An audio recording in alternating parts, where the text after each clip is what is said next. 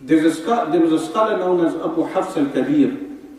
Abu Hafs al-Kabir, he came from Baghdad to Bukhara. So he left from Baghdad to Bukhara. When he got to Bukhara, they ornamented the masjid for him. And they placed different things like seats and meaning out of joy that this big scholar is coming and he will give us admonition. When he was about to leave the house, his wife stopped him. She said, "Where are you going?" He said, "I'm going to preach to a crowd of people in Bukhara," meaning in the city of Bukhara. She said, "Do you practice everything you know?" So he reflected and he said, "I may practice 1/3 of what I know." She said, "You should not preach that which you do not practice." So he stayed home for 3 years. He didn't leave the house for 3 years, attempting to practice everything he knows. After 3 years, he decided to leave the house again. When he decided to leave the house again, his wife stopped him. His wife said, "Do you practice everything you know?" He said, "I practice majority of what I know."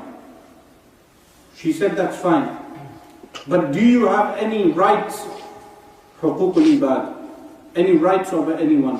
Meaning, do you owe anyone anything, or where they have a right over you for anything?" He said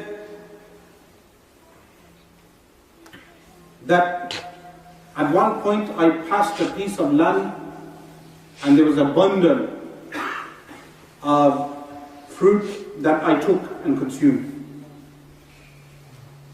She said, "You must pay that back." So he went out of the house and he went back to that empty land looking for the place. When he reached the place, he found that the place was owned by a Majusi, someone belonging to the Magian faith. So he approached the Majusi, he told him he took a bundle of that fruit, and he said, "Look, I will give you 10 darahim for this, 10 silver coins." The Magian, the Majusi said, "No, I will only take 10,000 darahim."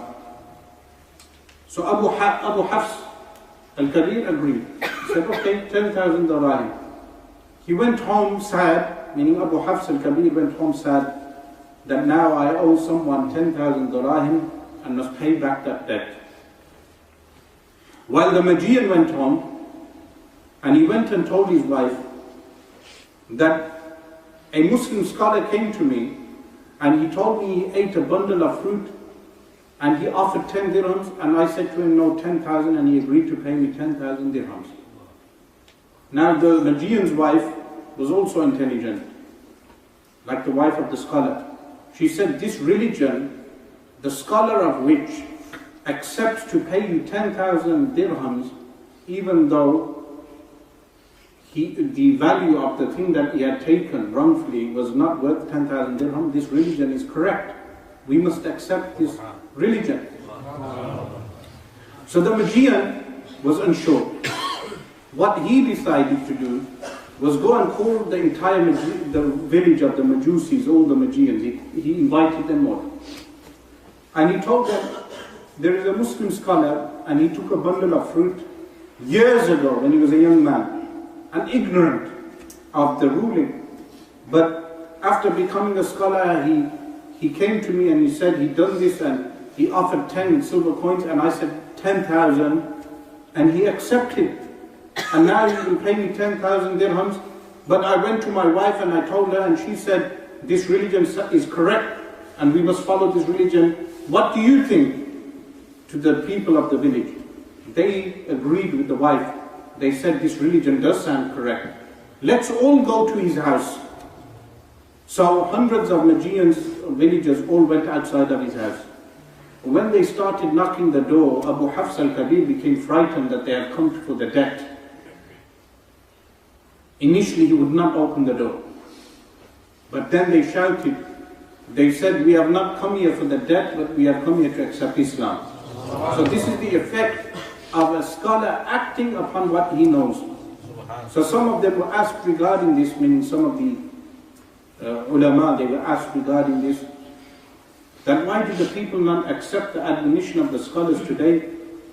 They said that in the old times, the people were asleep and the scholars were awake. So the scholars would wake up the people. Now the people are dead bodies and the scholars are asleep. So how can sleeping people wake up dead bodies?